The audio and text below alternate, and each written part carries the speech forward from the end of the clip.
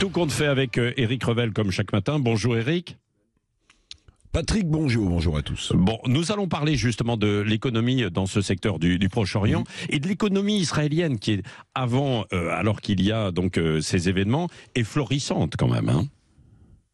Oui, c'est ça. Après des décennies d'inflation, de récession économique, l'économie israélienne avait décollé. J'y avais parce qu'évidemment avec la guerre, on verra ce qui se passe, mais elle avait décollé depuis quoi, en gros 30 ans. Très forte croissance de l'économie israélienne. Je disais cette note du cabinet Asterès.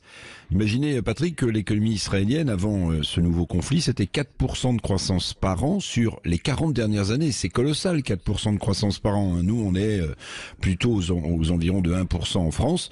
Puis le chômage avait beaucoup baissé.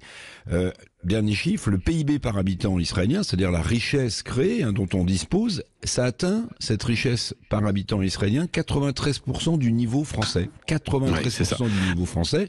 Alors c'est encore un petit peu inférieur, mais vous voyez que le niveau de vie en Israël, avant cette nouvelle guerre, était très important. Oui. Alors quels sont les facteurs qui expliquent cette bonne tenue de l'économie israélienne ? Oui, qui expliquait, parce que évidemment tout va changer avec la guerre. D'abord des facteurs internes. Il y a un effort colossal d'innovation en Israël. Il faut le savoir. Ils ont des start-up qui sont à la pointe dans plein de secteurs. 5% de la richesse créée en Israël, c'est pour la recherche et le développement. La recherche et le développement, évidemment, c'est en amont de ce qui vient.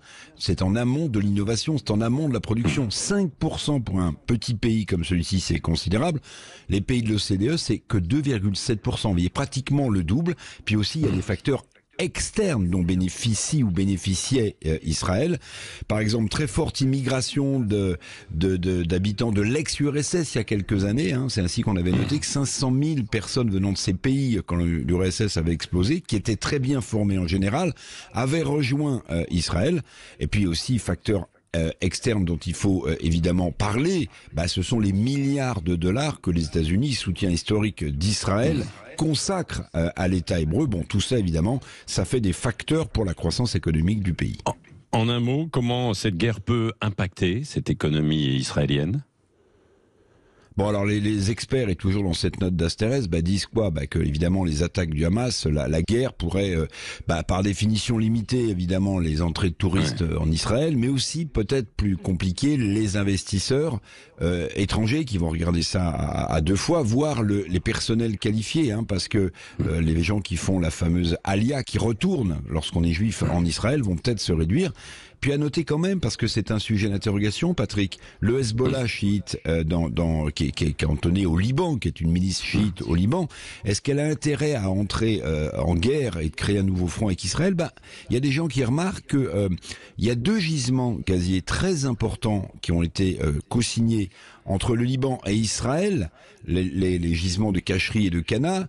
Total Energy est sur le point d'exploiter. Est-ce que la milice du Hezbollah a intérêt à emmener le Liban dans une guerre face à Israël alors que les deux pays ont besoin de recettes? C'est pas du tout évident. Bon, Israël a souvent montré sa capacité de résilience, comme d'ailleurs son peuple solidaire qui a traversé bien des tempêtes, et notamment au moment de la guerre de Kippour. Il y a déjà exactement 50 ans. Oui, merci Éric Revel. Et puis on soulignera aussi le contraste flagrant entre l'économie israélienne qui est florissante et puis juste à côté les territoires, la bande de Gaza avec une extrême pauvreté. Oui. Merci Éric Revel.